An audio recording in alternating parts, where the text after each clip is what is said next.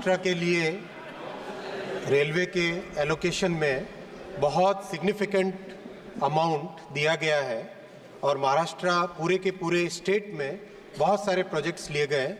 मैं पहले माननीय सांसद महोदय के वडसा गढ़चिरौली प्रोजेक्ट के विषय में कहूँगा। वडसा गढ़चिरौली प्रोजेक्ट बहुत ही एक इम्पॉर्टेंट प्रोजेक्ट है।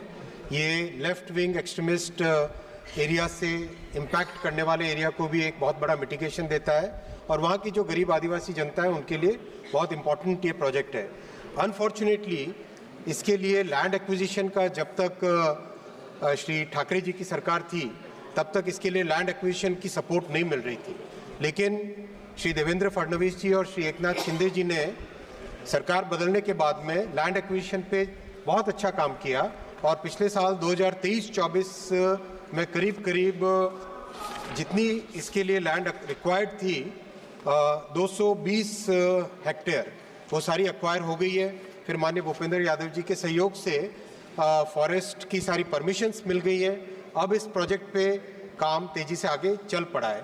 इसके अलावा संपूर्ण महाराष्ट्र प्रदेश की अगर मैं बात करूं तो माननीय अध्यक्ष जी 2009 से 2014 का जो यूपीए काल था उसमें पूरे महाराष्ट्र जैसे प्रदेश के लिए मात्र 1171 करोड़ रुपए साल के मिलते थे रेलवे के डेवलपमेंट के लिए।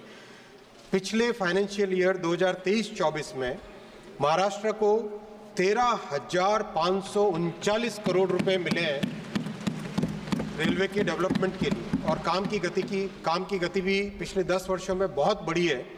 यूपीए के पीरियड में केवल 58 किलोमीटर साल के रेलवे लाइंस बनती थी और प्रधानमंत्री श्री नरेंद्र मोदी जी के 10 साल के फर्स्ट और सेकंड टेन्योर में 183 kilometre per year railway lines बनी और 10 वर्षों में 1830 किलोमीटर टोटल रेलवे लाइंस बनी है।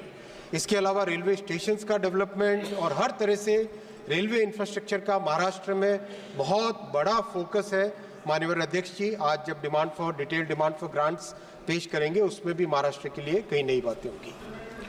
Honourable member supplementary. सर इधर भी देख लो सर।